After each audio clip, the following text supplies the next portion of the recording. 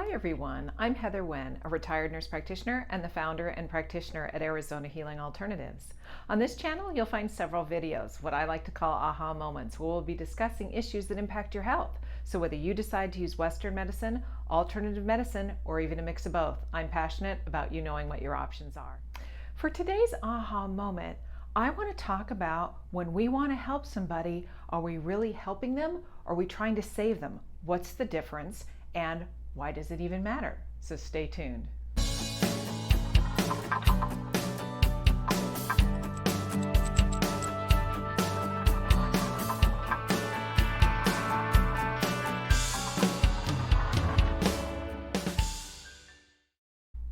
So, what is the difference between helping and saving? Is there a difference? Why do we even care about it? Well, oftentimes I see so many people who they want to help. They want to help, first of all, themselves. They want to help other people. And I always talk to them about this concept that I'm so grateful. Dr. Judith Larkin-Reno, who most of you know if you've watched the other videos, was my spiritual teacher and guide along the way, an amazing, amazing woman. And she taught me that concept. And for me, it was really difficult to understand at first because helping and saving, I don't get the difference between the two. So let's talk about that. When we want to help somebody, what I always tell people when they come into the office and we're discussing issues like this is helping is something that most people want to do, but we don't realize sometimes when we've crossed over into saving. And the example that I always use is alcoholism. It could be anything. It could be any sort of addiction. It could be any sort of relationship issues, but it's kind of easy to understand when we talk about sort of drug addiction, alcoholism, things like that. So let's say you know someone in your family that's having an issue with that. It could be in the family, it could be a friend, it could be somebody that you know, and let's talk about the difference between, well, am I going to help them or am I going to save them? And it's really, really a hard topic to discuss because when you think about it, most people, if they're going into the saving category, saving is, and I'll give you an example. Let's say it's alcoholism. You go to the person and you're like, okay, we're going to do an intervention. There's nothing wrong with an intervention, don't get me wrong, but it's how we're doing it and what we're doing it and the way we're doing it. Intervention be like, we're going to check you into rehab, and then we're going to check into rehab, and then I'm going to take you to all your AA meetings, and we're going to do that. That would be an example of saving. Why is that? And that's what I'll always ask my patients that are in front of me and go, why is that? And most people will say it right off the bat. They'll say, well, that's because the person didn't ask for it, and they're not, they didn't initiate it. Bingo. So that's exactly it. If somebody doesn't initiate it, then it's less likely to be effective. First of all, dealing with those major issues, it can be very difficult to deal with. It's a day-to-day thing, the one day at a time thing for people. So if you're trying to save them, then you're doing it for them, right? They're not initiating and they're not wanting it, so it's not likely to be very successful.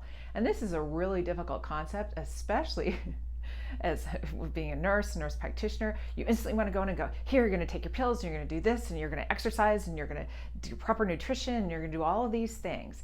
And you sort of impose them on somebody else. And the problem is that unless they're willing to, or they're open, or they're ready to hear it, I'm afraid to tell you, it's not going to happen. And that's called codependence. When you try to do it for somebody else, you leave them dependent on you, which is why it's called codependence. And there's also a benefit to that person. So the person who wants to save somebody or do that, if all of a sudden somebody else is able to do it on their own, they may not feel needed. So that's the flip side of the coin, not realizing that people do need you. It's how they need you. So let's go into part 2 of that, helping, okay? What would helping look like in that situation?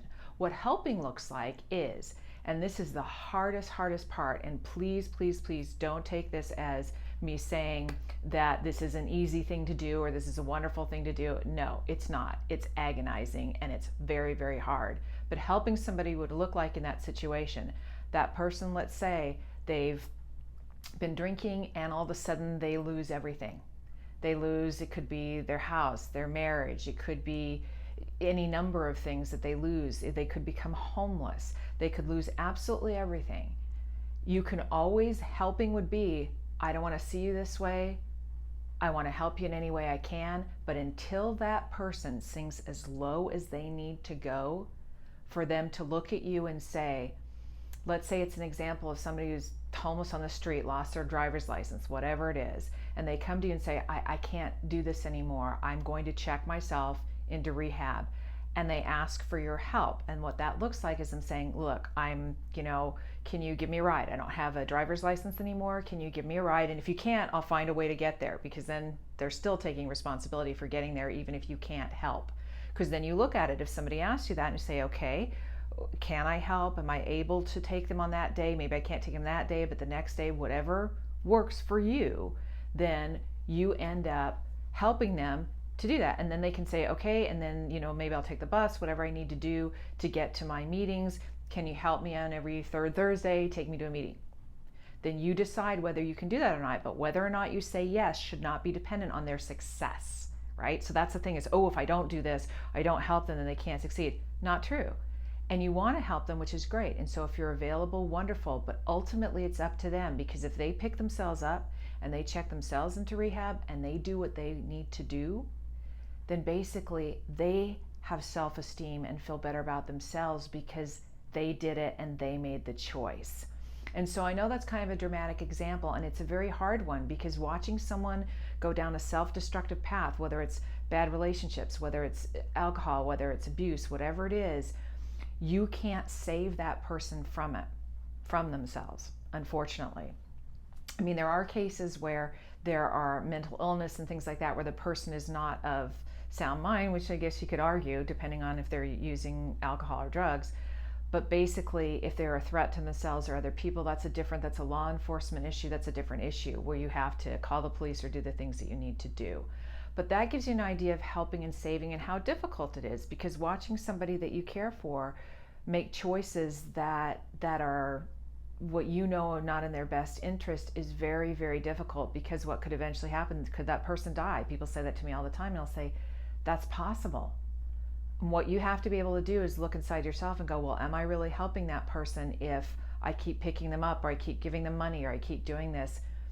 They may pass away, and that is really not what anybody wants to hear. But at the same time, you'll be doing that over and over, and until they pick themselves up and they're able to do it on their own, and with your help means you can be there to support, but you can't do it for them, unfortunately. I hope this has helped you realize the difference between helping and saving, and how important it is, because helping is a really important thing. We can help people all the time when they ask for our help. Kicker. So I hope you enjoyed this video. I hope you have a great day. Please feel free to leave comments in the comment section if you'd like, if you have any questions about that. Other than that, please take care of yourself.